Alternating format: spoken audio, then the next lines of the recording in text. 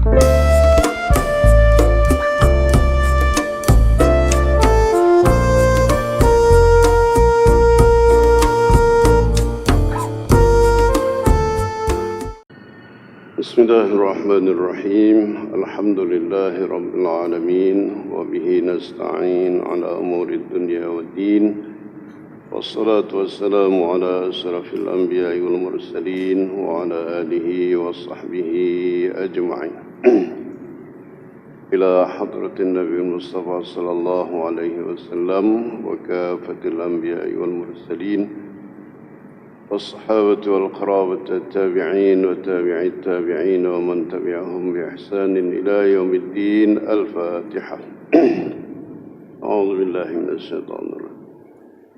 بسم الله الرحمن الرحيم. الحمد لله رب العالمين الرحمن الرحيم مالك يوم الدين إياك نعبد وإياك نستعين اهدنا الصراط المستقيم صراط الذين أنعمت عليهم غير المغضوب عليهم ولا الضالين.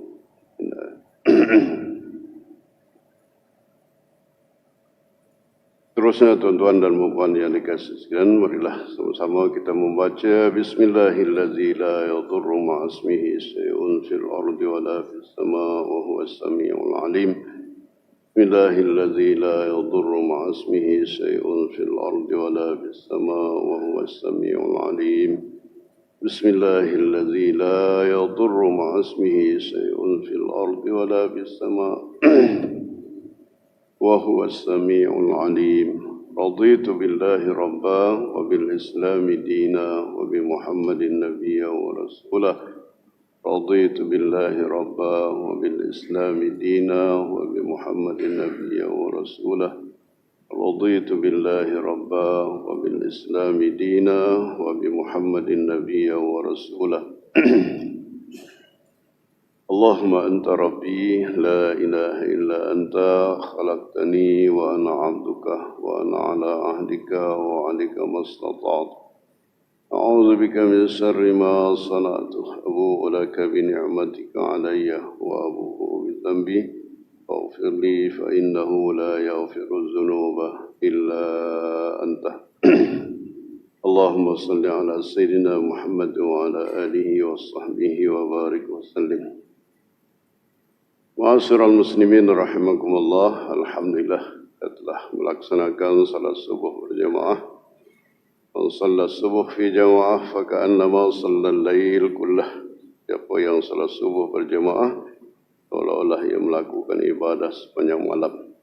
Demikian sabda Rasulullah sallallahu alaihi wasallam. Kemudian menjelang syuruk ini mari kita ulang kaji berkenaan dengan Nasaihul Ibad Isti'dad li Yaumil Ma'ad. Nasihat buat hamba Allah Subhanahu wa taala sebagai persiapan untuk menghadap Allah Subhanahu wa taala. Dan pada pertemuan yang lepas ataupun pada bulan lepas kita telah sampaikan apa yang dinyatakan oleh sebahagian hukama, iaitu pangkal segala ibadah. Ada 4 perkara. Pertama, menyempurnakan janji-janji. Yang kedua, memelihara had-had ataupun batasan-batasan yang telah dibuat oleh Allah Subhanahu wa taala. Yang ketiga, sabar di atas kehilangan apa yang dicintai. Dan keempat, yaitu redha dengan apa yang terjadi. Kemudian pada pagi ini tuan-tuan, kita nak sambung apa yang ditulis oleh Syekh Ibn Hajar Al-Asqalani dalam kitab Nasaihul Ibad ini, yaitu Babul Khumasi. Maknanya bab yang kelima ataupun 5 perkara yang ataupun kesan, dampak ataupun kesan memandang rendah terhadap 5 golongan manusia Maka Syekh Ibnu Hajar Al-Asqalani menulis dalam kitab ini, ruya 'anin Nabi sallallahu alaihi wasallam man ahana khamsatan khasira khamsah. Man istakhaffa bil ulama khasira ad-din, wa man istakhaffa bil umara khasira ad-dunya, wa man istakhaffa bil jiran khasira al-manafi', wa man istakhaffa bil aqriba khasira al-mawaddah, wa man istakhaffa bi ahlihi khasira tibal ma'isah. Sesiapa yang memandang rendah ataupun meremehkan 5 perkara, maka dia akan rugi 5 perkara. Pertama, sesiapa yang meremehkan ataupun memandang rendah terhadap ulama, maka rugilah agamanya. Yang kedua, sesiapa yang meremehkan umara ataupun pemimpin, maka rugilah dunianya. Sesiapa yang memandang rendah ataupun tidak kasih sayang, tidak cinta, tidak sayang, tidak mempedulikan jiran, maka rugilah manfaatnya. Yang keempat, sesiapa yang meremehkan, memandang rendah terhadap kaum keluarga, maka rugilah kasih sayangnya.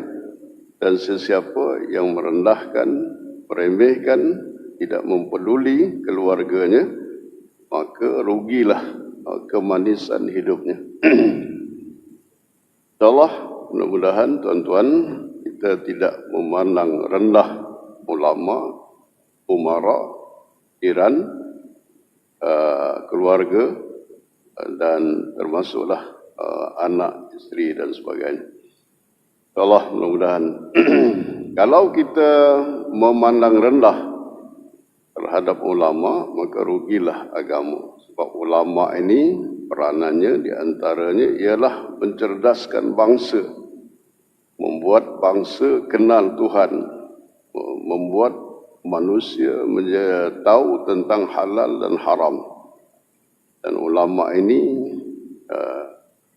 yang membuat manusia ini kenal Al-Quran, kenal hadis, ataupun tahu Al-Quran, tahu hadis, dan termasuklah solat dan ibadah-ibadahnya. Alhamdulillah, tuan-tuan.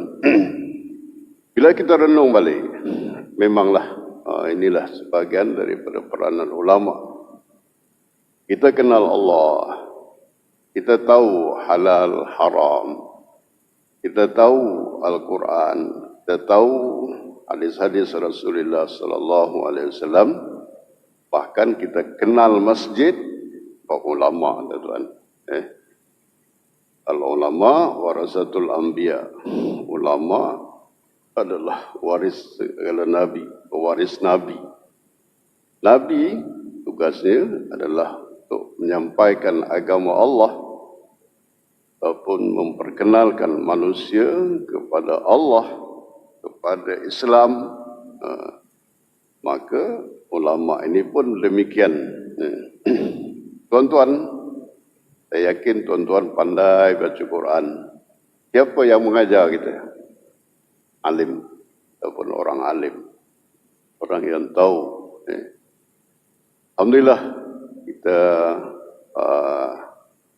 tahu hadis-hadis Rasulullah sallallahu alaihi wasallam. Ini baik, ini tak baik, ini terpuji, ini dicela dan sebagainya. Sebab ulama mengajar kita. Ulama memberitahu kepada kita. Alhamdulillah, tuan-tuan. Kalau kita renung balik apa yang disebut oleh Sayyidina Ali karamallahu wajhah. Orang yang mengajar aku, walaupun satu huruf, itu tetap guruku. Jadi orang yang alim. Jadi Sayyidina Ali karamallahu wajhah sangat menghargai jasa guru. ya, seorang alim, walaupun dia mengajar satu huruf. Ya, alhamdulillah kita sekarang ni kita semua kenal huruf-huruf itu sehingga kita boleh membaca Al-Quran. Tuan-tuan ingat, guru kita mengajar alif atas A, alif bawah I, alif depan U, A, I, U.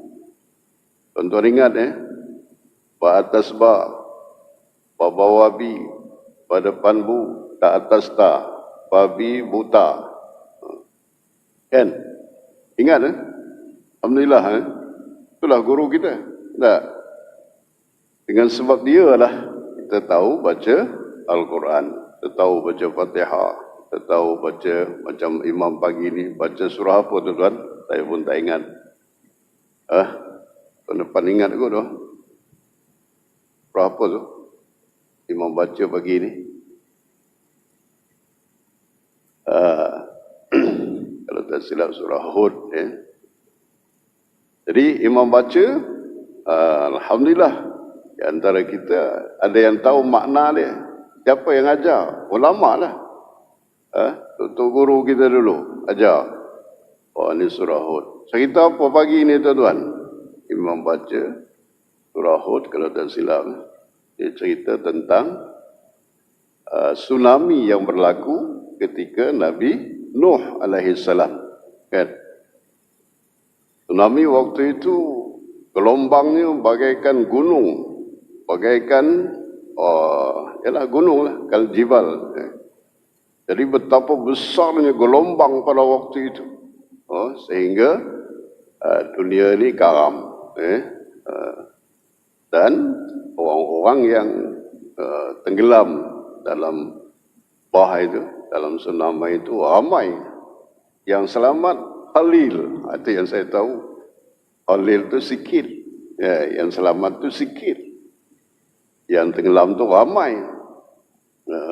Malah anak Nabi Nuh sendiri tenggelam. Dan anak Nabi Nuh ini menentang ataupun tak mau sama dengan Nabi Nuh, tak mau beriman kepada Allah, pada Nabi, kepada ayahnya sendiri, sehingga dia ditenggelamkan. Namun sebagai ayah tetap kasih dan sayang kepada anak. Dipanggil, ya bunayya arkam ma'ana, wahai anakku, mari sini, ikut bersama kami, masuk ke dalam kapal. Tapi tak ada, anaknya menentang. Aku akan lari ataupun aku akan pergi ke gunung yang paling tinggi sehingga aku tak kena air, tak kita kata tak tenggelam. Tapi tidak, tuan-tuan, orang yang ingkar kepada Allah, kepada Nabi, sudah tentulah tak selamat. Naik ke gunung yang paling tinggi pun tenggelam juga. Akhirnya tenggelam, tuan-tuan, Wallahu alam. Jadi kisah-kisah yang sebegitu sungguh banyak ibrahnya, sungguh banyak iktibar yang perlu kita ambil. Dan menarik juga, kalau kita naik kenderaan, kita kena baca Bismillahi majreha wa mursaha inna rabbi ghafurur rahim. Tuan-tuan tadi, macam mana? Naik kenderaan baca kan tak baca? Kan? Baca? Bismillahi majreha wa mursaha inna rabbi ghafurur rahim. Baca? Alhamdulillah, tuan-tuan. Maknanya faham. Tuan-tuan faham, perempuan faham. Siapa yang memberikan kepahaman kepada kita ni? Yang mengajar ilmu itu? Ulama lah. Kan? Kalau ulama tak ada, tuan-tuan, tak faham kita. Itulah peranan ulama, tuan-tuan. Jadi kita berterima kasih kepada para ulama. Alhamdulillah kita tahu baca Quran, kita tahu semayang. Siapa yang ajar kita semayang ni? Amak lah. Itu guru kita. Semayang begini. Kemudian apa lagi? bacaan-bacaan dalam semayang, cara semayang, kaifiat semayang, termasuklah azan. Siapa yang ajar kita azan, tuan-tuan? Ulama lah, tuan-tuan ya. Oh, gitu. Syarat azan, siapa yang sah azan, kemudian kaifiat azan, gitu. Wallahualam, inilah jasa para ulama, tuan-tuan. Jadi kita jangan remehkan, jangan pandang rendah terhadap ulama ini. Jadi maknanya kita kena cinta ulama, kita kena sayang ulama, tuan-tuan. Malah Imam Hasan Al-Basri mengatakan, laulal ulama lasaran nasu kal bahaim. Andainya tak ada ulama, manusia ni macam binatang, tuan-tuan.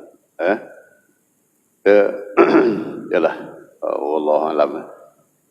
Ada ulama-ulama yang mungkin tak sampai lagi ke pendalaman, ya, ataupun orang itu tak mau belajar dengan ulama, dihalau ulama, maka kehidupan mereka macam binatang. Ada, saya tengok satu YouTube di mana ayah dia kata apa namanya, memperlakukan sesuatu terhadap anaknya. Maknanya dia pakai sendirilah anak dia. Jadi bila ditanya, awasal awak kahwin dengan anak awak sendiri? Dia kata, anak ini saya yang membesarkan. Saya yang beri makan, saya yang itu, yang ini. Takkan saya nak bagi orang ni? Tengok. Pasal tak ada ulama, tuan. Dia tak belajar agama, kan? Ada dia tak nak belajar ke, ataupun ulama tak sampai ke sana. Gitu. Jadi kalau begitu, binatang lah, tuan-tuan ya. Tak ada kawinan, tak ada apa. Secara logik ni kadang-kadang, iya juga. Anak kita yang bagi dia makan, kita beri itu, beri ini. Takkan dengan duit berapa mas kahwin sekarang ni? Tak tahu kan? Pasal tak nak kahwin. Tak nak kahwin yang kedua. Kalau orang nak kahwin kedua, tahu dah berapa mas kahwin ni? 300. Kita besarkan dari kecil, kita bagi susu itu, kita pelihara, kita masukkan universiti dan sebagainya dengan kos yang begitu besar. Tahu-tahu kita bagi kepada orang RM300 ya. Dia kata ini tak logik. Kena pakai sendirilah. Gitu tuan-tuan ya. Pasal tak ada ulama, tak sampai ulama, ataupun dia tolak ulama. Kadang-kadang ulama sampai pedalaman, tapi mereka tak terima. Dia masih ma wajadna alaihi aba'ana. Mereka masih lagi menggunakan apa yang diwariskan oleh nenek moyang mereka. Wallahu alam, tuan. Ada juga saya tengok satu YouTube itu, seorang isteri dikawini oleh 5 orang adik-beradik lelaki. La ilaha illallah. Macam mana tu? Seorang isteri, 5 orang adik-beradik kahwin. Maknanya gilir lah. Giliran.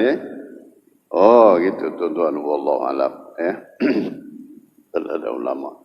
Jadi alhamdulillah tuan-tuan, sekarang ni kita kata tak anggap rendah, tak anggap remeh tentang ulama ini. Kita cinta ulama, kita sayang ulama. Sebab kalau kita tak cinta ulama, tak sayang ulama, maka rugilah agama kita.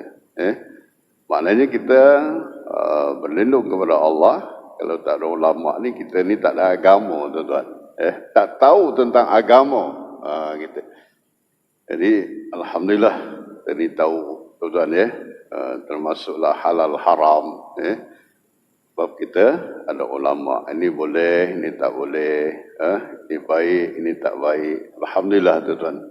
Oleh kerana itu, ialah peranan ulama ni diajarkan tauhid kepada kita, ajar fiqh, ajar tasawuf. Ini ilmu yang wajib tuan-tuan ya. Tauhid tauhid, fiqh dan tasawuf.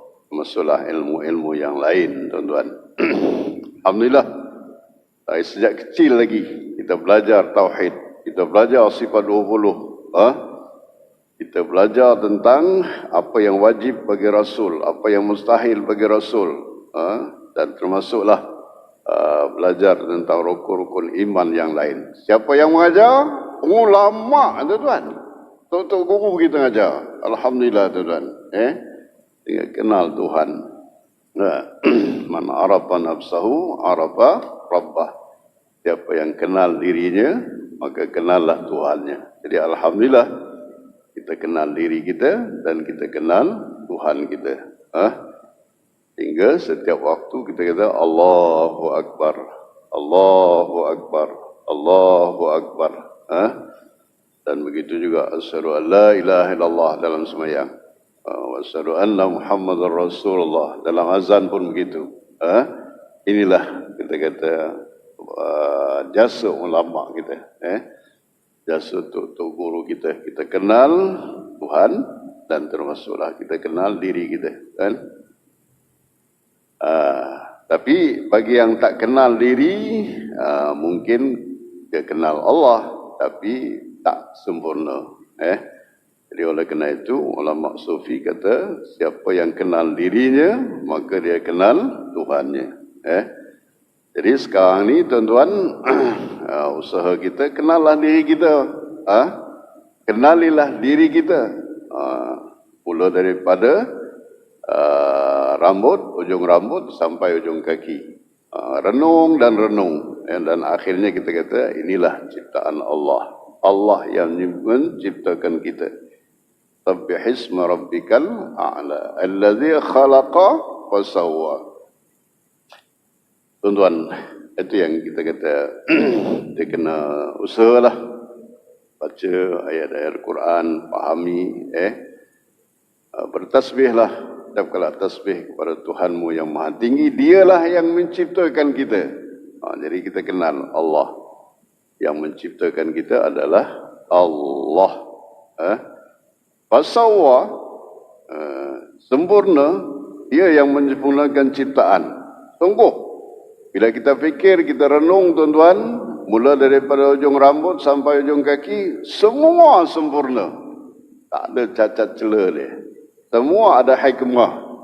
Semua ada faedah. Allah jadikan rambut ada faedah. Rambut yang memanjang, rambut yang tak panjang. Tuan itu kena fikir tu. Tak, kena renung. Allah kita kenal Allah. Rambut ni rambut apa ni? Takkan pernah panjang ni. Dari mula lahir dulu sampai hari ini. Bahkan sampai mati. Tak panjang-panjang, tuan-tuan. Tapi rambut-rambut yang lain panjang. Termasuklah bulu ketiak. Bulu ketiak panjang ke tak panjang, tuan? Panjang kan? Wah, itu yang sunat cukur tu.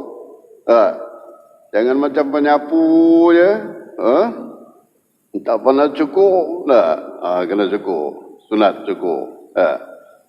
Ada bulu-bulu yang sunat dicukur. Rambut yang dicukur.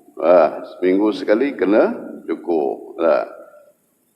Itu yang kita kena renung, kena fikir. Alladzi khalaqa fasawwa, dia yang menciptakan kita dan dia yang menyempurnakan ciptaannya tu. Penuh sungguh tu, tuan ya. Misai kita selalu panjang. Bulu hidung panjang. Itu yang kena potong tu. Jangan sampai terkeluar. Apalagi adalah bau uban dah. Bau uban keluar tak potong-potong tu, tuan. Jangan tak potong. Misai pun begitu. Saya ni kena frame. Jangan sampai panjang. Bila kita minum, dia dulu minum. Dia dulu masuk dalam cawan. Itu tak kena tu. Ini semua, tuan-tuan, sudah diajar dalam hadis-hadis Rasulullah SAW. Siapa yang mengajar? Siapa yang menyampaikan hadis-hadis Rasulullah? Ulama lah. Kalau tak, kita tak tahu tu kan mana yang sunat. Dicukur, mana yang tak perlu dicukur. Malah haram kita cukur ni. Haram tuan, jangan. Tu perempuan-perempuan yang kadang-kadang dia nak tukar, nak adis dia, lawa, dia cukur. Haram tu. Ni siapa yang bagi tahu ni? Ulama. Dia bagi tahu kita, dia baca hadis-hadis Rasulullah sallallahu alaihi wasallam, tuan-tuan. Ini peranan ulama, tuan-tuan. Kita kenal diri kita, insya-Allah kenal Allah, kenal Rasulullah sallallahu alaihi wasallam.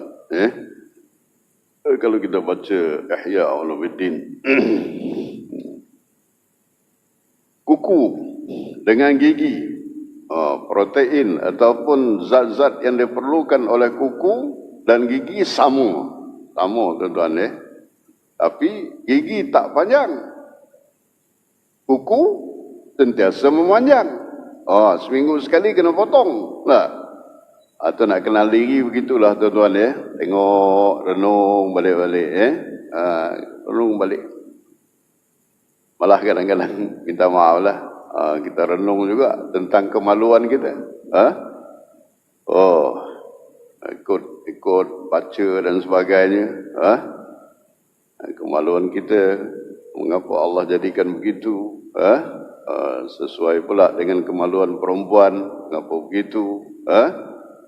Tapi ada manusia yang tak kenal Tuhan, yang tak kenal Allah, tak kenal Rasul, maka dia gunakan kemaluannya untuk sejenis. Ini mana binatang tadi tu, kan? Binatang pun tak ada begitu, tuan-tuan. Ya, ada. Jantan dengan jantan, binatang ada, tuan-tuan. Tak ada, dia cari betina juga, kan? Tapi ada manusia yang jantan cari jantan, betina cari betina. Ni maknanya lebih teruk daripada binatang lah. Ulaika kal an'am bal hum adall, bahkan lebih sesat daripada binatang. Takkan jantan cari jantan lah. Tuan, kalau jantan cari jantan, apa yang berlaku? Dia akan tembak benda najis lah. Itu bahasa kasarnya begitu. Ya, tuan. Najis lah. Tu Bilal. Najis lah. Dia tembak ke dalam lubang najis lah ya. Allah, lebih teruknya. Gitu tuan-tuan. Teruk dah tu. Teruk tu. Allah dah jadikan elok dah. Kemaluan ini, jumpa kemaluan ini. Tapi dia tak buat begitu. Dia tembak benda najis, kan? Lubang najis. Allah, ya Allah, teruknya manusia ni. Ini sebab dia tak mau dengar, tak mau belajar dengan ulama. Ulama ada, tapi dia tak mau, dia masih menentang. Itu. Jadi tuan-tuan, kembali kepada masalah kita tadi, jangan sekali-kali meremehkan ataupun memandang rendah terhadap ulama. Allah Rabbi, kalau kita ingat tadi, ya Imam Sayyidina Ali karamallahu wajhah, orang yang mengajar satu huruf pun itu dianggap guru, tuan-tuan. Jadi satu huruf kita ni alhamdulillah tahu 28 huruf hijaiyah, ataupun ialah A sampai Z tu kita tahu sebab ulama ajar kita, tuan-tuan. Ini yang kita kena kenang, hargai jasa guru-guru kita, tuan-tuan. InsyaAllah, mudah-mudahan begitulah. Kita ni tak adalah benci ulama. Ada orang benci ulama, tuan-tuan. Tengok muka ulama pun benci. Dia kata, ulama ni penghambat pembangunan. Itu yang kadang-kadang orang tak nak dengan ulama ni. Ini tak boleh, ini tak boleh, ini tak boleh, ini tak boleh. Itu yang orang marah dengan ulama ni. Nak bergabung dengan ulama pun, dia tantang, tuan-tuan. Tak mau. Kita nak buat kedai arak, tak boleh. Nak buat rumah pelacuran, tak boleh. Dia kata, ini merosak ekonomi ni. Gitu. Dia ingat duit je. Ulama ni sampaikan apa yang diajar oleh Rasulullah sallallahu alaihi wasallam. Apa selarak tak boleh mabuk. Itu yang isu baru-baru ni pemandu mabuk. Ulama dah lama dah beritahu. Nabi beritahu minum, pembuat, pengedar, apa lagi tuan-tuan? Semua dikira dilaknat oleh Allah Subhanahu wa taala. Itu sebabnya tak boleh. Atau ada pemandu mabuk baru risau. Apa hukuman yang nak dikenakan kepada pemandu mabuk ni? La ilaha illallah. Ulama lah beritahu dah. Nabi lah beritahu dah. Al-Quran lah beritahu dah. Ya ayyuhallazina amanu innamal khamru wal maisiru wal ansabu wal azlamu rijsun min amalis syaitan. Fajtanibuhu la'allakum tuflihun. Hindari apa namanya? Arak, judi, sebab ulama beritahu kita dalam Al-Quran begini, dalam hadis begini, khamar itu adalah rijsun min amali syaitan. Fajtanibu.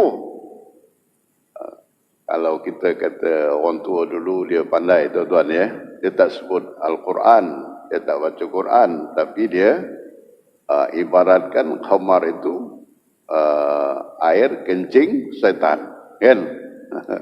Kita kecil dulu, jangan dia lah. Ini kencing syaitan ni. Oh hebat orang tua dulu Dia tak baca ayat lah. Dia baru kita tahu khamar itu kencing syaitan. Oh iya juga, takut. Jadi kalau begitu, hindari supaya kamu berjaya. Nak berjaya, hindari itu. Jadi kita sibuk dengan, kita kata pemandu mabuk. Yang lain-lain banyak lagi mabuk. Berapa banyak orang yang isteri kena tendang, kena lempang, pasal suami mabuk. Itu sebabnya dilarang. Siapa bagi tahu kita? Ulama lah tuan-tuan. Ulama baca Quran, baca hadis. Allah melarang. Sebab Allah tahu. Dia yang ciptakan, dia tahulah. Ini boleh, ini tak boleh. Yang ini boleh masuk ke dalam badan kamu. Yang ini tak boleh. Termasuklah arak. Tak boleh masuk ke dalam badan kita. Sebab dia akan merosak akal kita. Bila rosak akal, itu yang memandu lawan arus. Akal dia lah rosak. Patutnya ke sana, tapi dia ke sini. Gitu. Inilah tuan-tuan yang kita kena kita kata berterima kasihlah kepada ulama-ulama kita, tutup guru kita, dia yang memberitahu kita tentang agama ni. Kalau ulama tak ada, wallahu alam dah tuan-tuan. Gitu. Kata Imam Hasan Al-Basri, manusia ni akan menjadi binatang lah kalau ulama tak ada. Oleh kerana itu, cintai, sayangi ulama-ulama, tuan-tuan Okay. Yang kedua, sesiapa yang meremehkan umara, pemimpin, rugilah dunia dia, kan? Sebab biasanya umara ni dia banyak mengurus tentang dunia ni. Tuan-tuan, baru ni saya pergi ke MPSD. Saya pun kadang-kadang bila jalan ni kan, bila kita jalan ada trafik, ada lampu isyarat, mengapa dari sini lama sungguh, dari sini sekejapnya, gitu. Sebab inilah pemerintah, dia yang mengurus, dia yang mengatur, ya tuan daripada sini ramai, banyak. Dari sini tak berapa ramai. Itu sekejap je. Dari sini ramai lama. Gitu. Ini dia yang mengatur tuan-tuan. Engineer dia ada tu. Lama engineer jalan. bahagian jalan, lampu isyarat dan sebagainya. Oh, gitu punya. kita tak tahu. Oh, aduh, engineer juga gitu, tuan-tuan ya. Itu urusan dunia ni selalunya diurus oleh umara, pemimpin. Jadi kalau kita kata remehkan mereka, pandang rendah mereka, maka okeylah dunia kita. Termasuklah yang kontraktor ni. Siapa yang yalah projek ini biasanya umara lah. Gitu. Tapi kalau dalam dunia ini dia pemimpin, dia ulama, dia umara, lagi sejahtera lah bumi ini. Tuan-tuan ya, kepimpinan ulama, dia sebagai dulu ialah kita sebut yang dekatnya lah kita kata dia pemimpin, dia umara, dia ulama, dia menteri besar. Menteri besar. Tuan-tuan tahulah tu bila sebut tu almarhum. Dia menteri besar, dia ulama. Apa jadi? Oh, hebat tuan-tuan ya. Tengok tuan-tuan ya. Yalah, saya ingat lagi dia kata, kita buat apa nak apa nama tu? Bangunan tinggi-tinggi, tapi kalau manusianya jahat, bejat, tak bermoral. Jadi oleh kerana itu manusia perlu dididik dulu. Bangunan tu kemudian, kan itu umara dengan ulama. Tapi kalau umara saja dia perlukan bangunan tinggi-tinggi, biarkan manusia ni apa namanya itu jahat pun tak apa. Itu beza tuan-tuan ya. Wawasan tu beza. Jadi oleh kerana itu minta maaf lah nak sebut Kelantan tuan-tuan ya. Pendidikan banyak sana. Pendidikan diutamakan. Pembangunan ialah nombor 2 lah kita kata. Bangunan tinggi-tinggi tak banyak. Tapi pendidikan banyak. Manusia tu perlu dididik dulu. Sebab manusia yang baik, manusia yang berpendidikan, dia akan mengurus dunia ini dengan baik. Wallahualam tuan-tuan. Kalau kita tengok lebih jauh macam khalifah lah. Khalifah Abu Bakar, Umar, Uthman. Dia pemimpin, dia juga ulama. Ulama dan bergabung dengan itu sebabnya Nabi SAW menyatakan 2 golongan. Apabila baik, baiklah dunia ni. Apabila tak baik, tak baiklah. Iaitu ulama dan umara. InsyaAllah mudah-mudahan tuan-tuan ya. Jadi dua-dua ni kita kena sayang tuan-tuan. Jadi pemimpin ini Allah nyatakan, ya ayyuhallazina amanu athi'ullah wa athi'ur rasul wa ulil amri minkum. Taatlah kepada Allah, taatlah kepada Rasul dan pemimpin. Tapi dalam ayat itu tidak Allah sebut wa ati'u ulil amri. Tapi Allah sebut ati'u Allah wa ati'u Rasul. Tak ada disebut wa ati'u ulil amri. Ini maknanya kata ahli tafsir, taat kepada Allah, taat kepada Rasul tidak berbelah bagi. Tapi taat kepada pemimpin berbelah bagi. Sebab kita perlu taat kepada pemimpin yang taat kepada Allah dan Rasul. Ada juga pemimpin yang tak taat kepada Allah, tak taat kepada Rasul. Ini tak perlu kita muliakan, kita sayangi. Sebab apa idea dan sebagainya, dia tidak mengikut syariat Allah Subhanahu wa taala.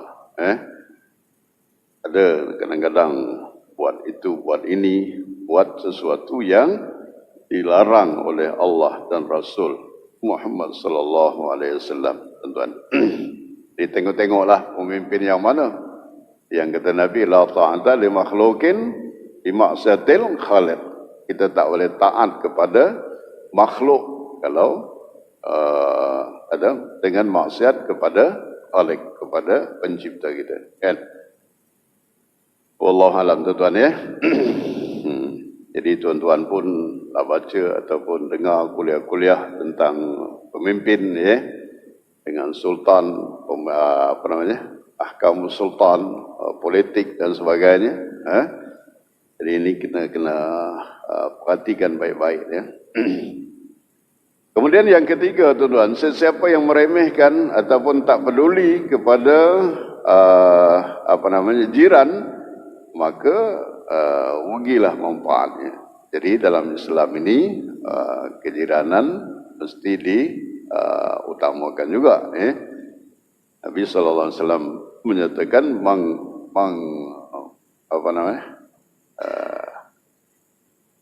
siapa yang beriman kepada Allah dan man kana yu'minu billahi wal yaumil akhir fal yukrim jarah. Siapa yang beriman kepada Allah dan Rasul dan hari kemudian, maka hendaklah dia memuliakan jiran. Jadi hak-hak kejiranan ini perlu kita pelihara, tuan-tuan. Dalam Islam ni indah, tuan-tuan ya.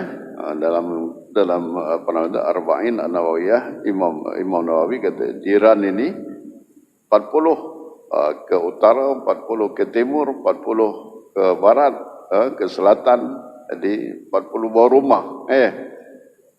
Ini semua jiran kita. 40, 4 kali 4, 16. 160 buah rumah.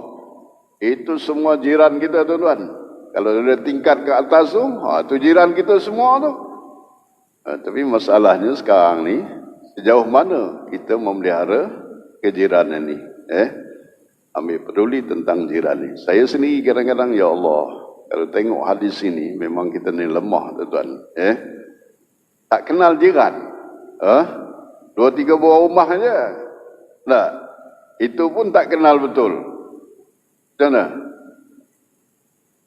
Macam mana, tuan? Dengan jiran. Berapa buah rumah kita kenal? Dengan jiran kita. Kita kan? Tak sampai 40 sana, 40. Tak ada kan?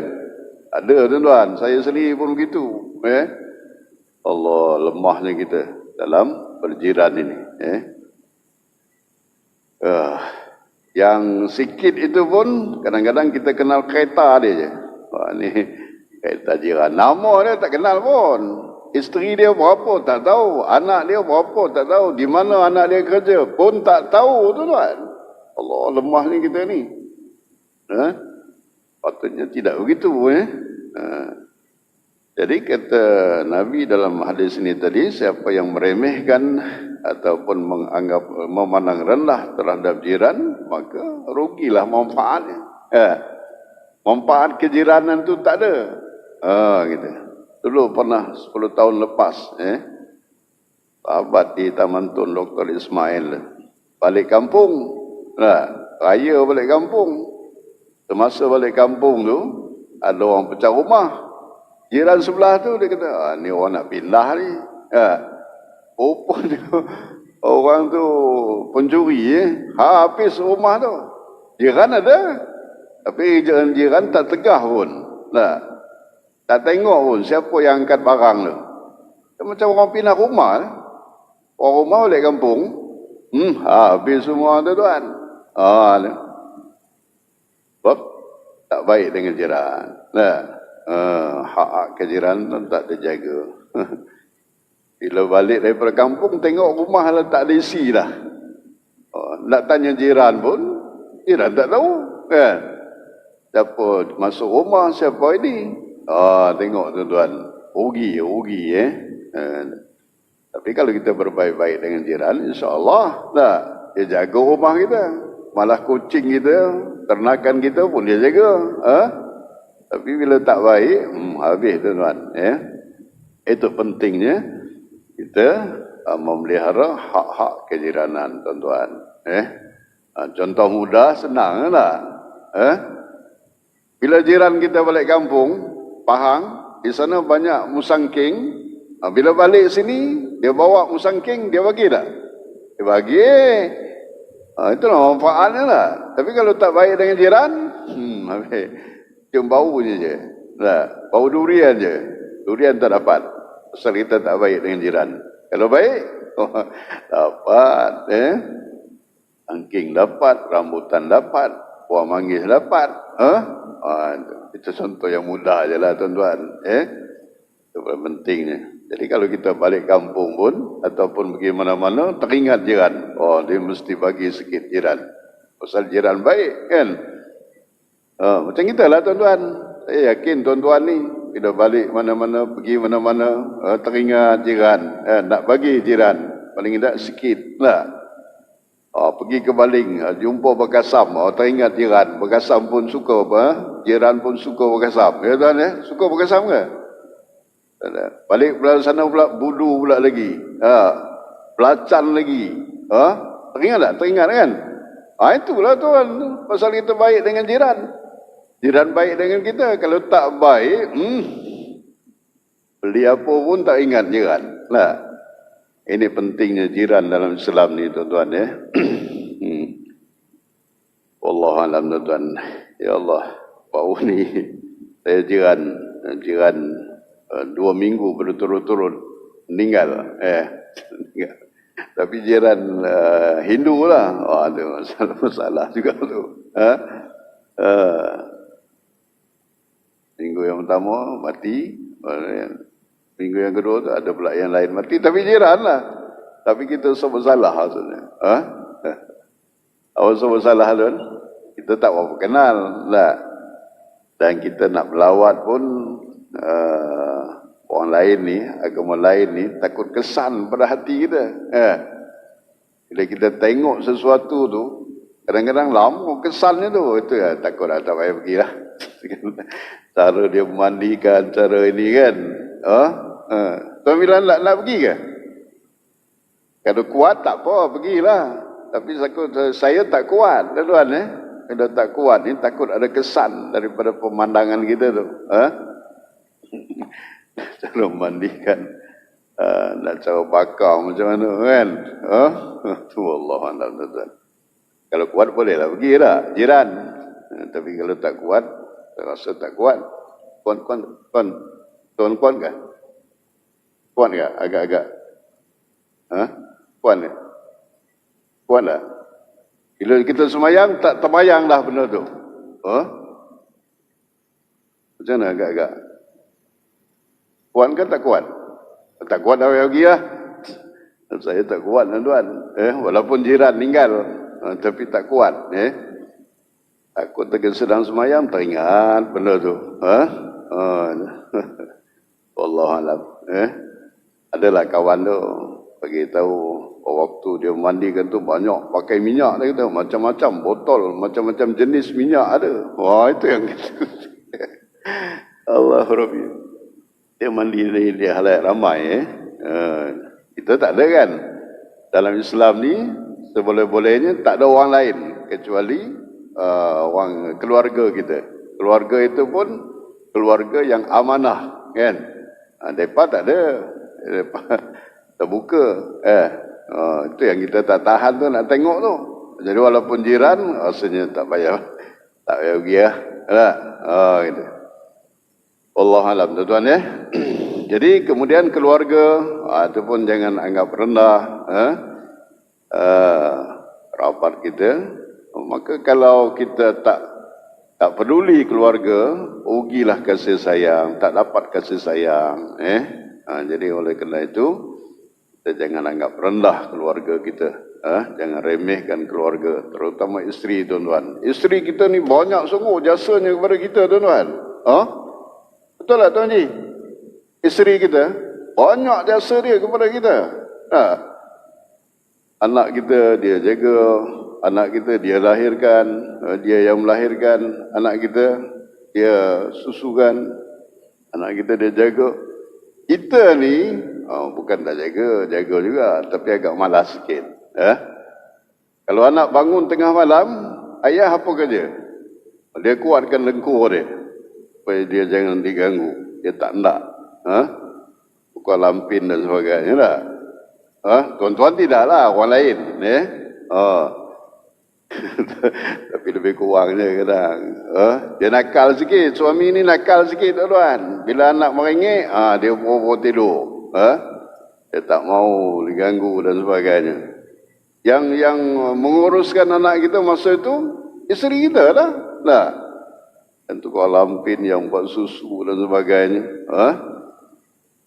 Dan isteri ini dia basuhkan baju kita, masakkan sesuatu untuk kita. Allah besar tuan haji. Yang kadang-kadang kita tak boleh nak meremehkan dan memandang rendah terhadap jasa isteri kita. Sungguh tuan, kadang-kadang suami ni tak faham. Apalah kerja kamu di rumah je.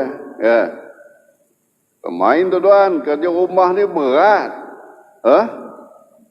Ada masa, ada time rehat, ada time ini kan? Tak ada. Orang rumah kita daripada pagi ni, bangun pagi ni sampai malam nanti. Kerja. Suri rumah, berat tuan. Tuan-tuan boleh cubalah. Kalau isteri kita balik kampung, kita buat segala-galanya di rumah. Macam mana keadaan?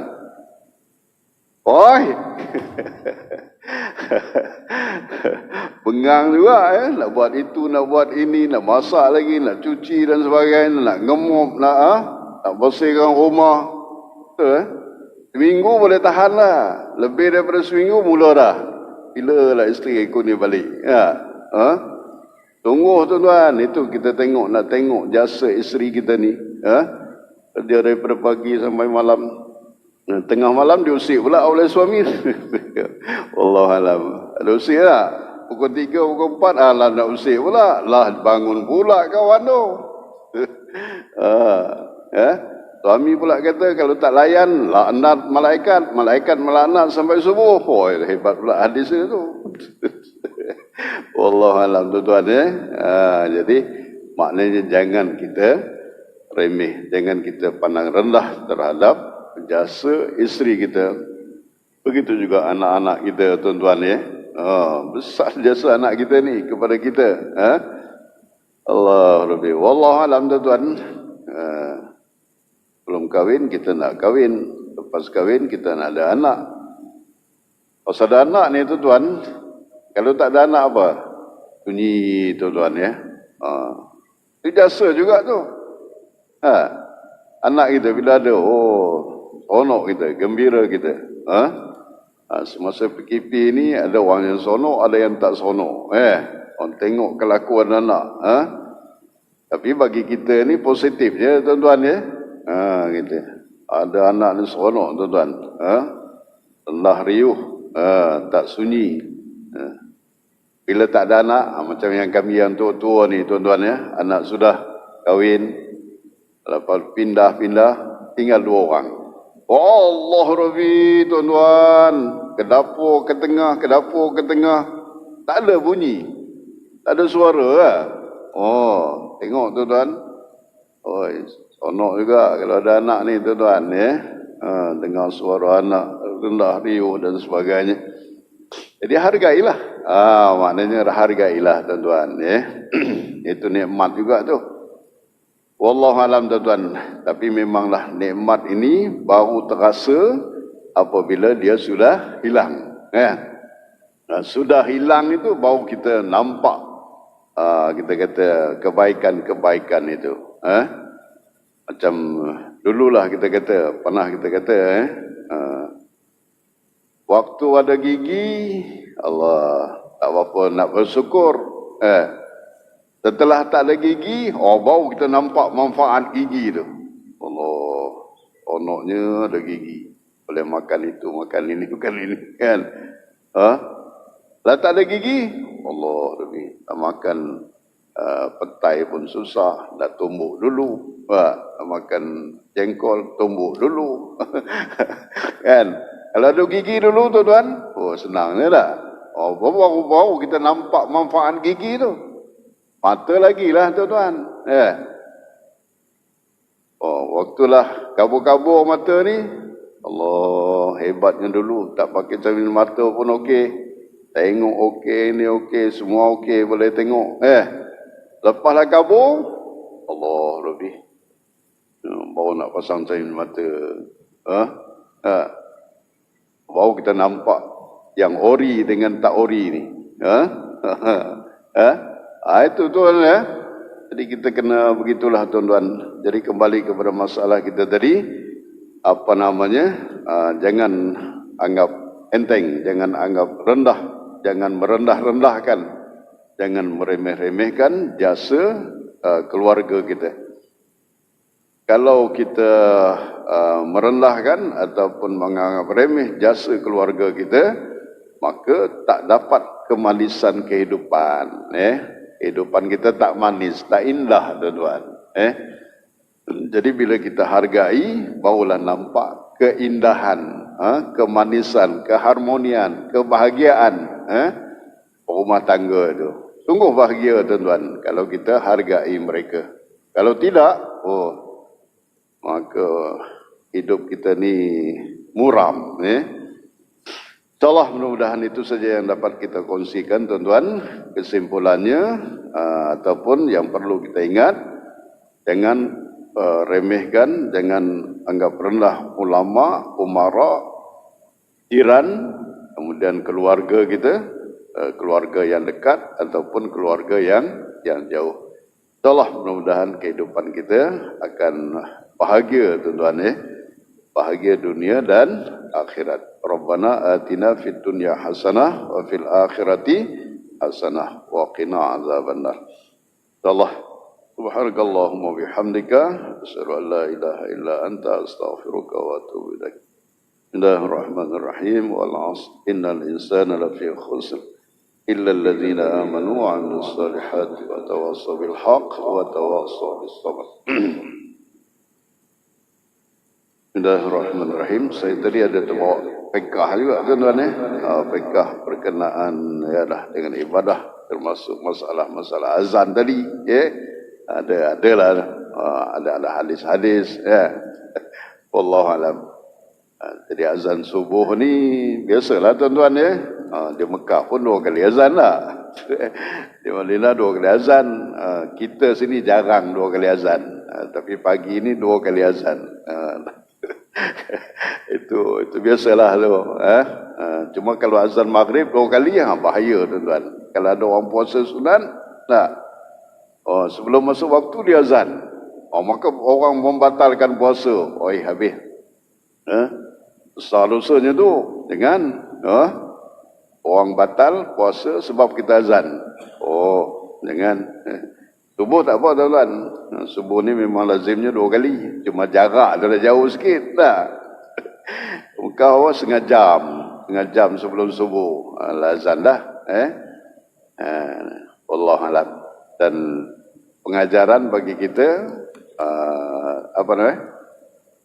kena akurkan semua jam yang ada di ini. Kan? Kadang-kadang jam ini lain. Jam dalam lain. Itu yang bahaya tu. Jadi kena akurkan tu. Itu AJK punya perhatian. Ada kadang-kadang satu masjid tu 4 mazhab ada. Jam sana lain, jam sini lain, sana lain, sini lain. Mana satu? Dalam 4 mazhab satu masjid. Tapi alhamdulillah, insyaAllah mudah-mudahan kita cubalah akurkan semua jam tu. Supaya jangan silap. Takutnya itulah azan-azan waktu lain tu. Membatalkan pahala, membatalkan puasa orang. Kadang-kadang sebahagian orang ni dia berpandukan kepada azan. Bila azan, dia buka puasa. Senin, Khamis kan. Wallahu a'lam. Bismillahirrahmanirrahim. Alhamdulillah rabbil alamin. Allahumma shalli ala sayyidina Muhammad wa ala alihi. اللهم اغفر لنا ذنوبنا وتب علينا إنك أنت التواب الرحيم. اللهم اغفر لنا ذنوبنا وكفر عنا سيئاتنا وتوفنا مع الأبرار. وصلى الله على سيدنا محمد وعلى آله وصحبه أجمعين والحمد لله رب العالمين. السلام عليكم ورحمة الله.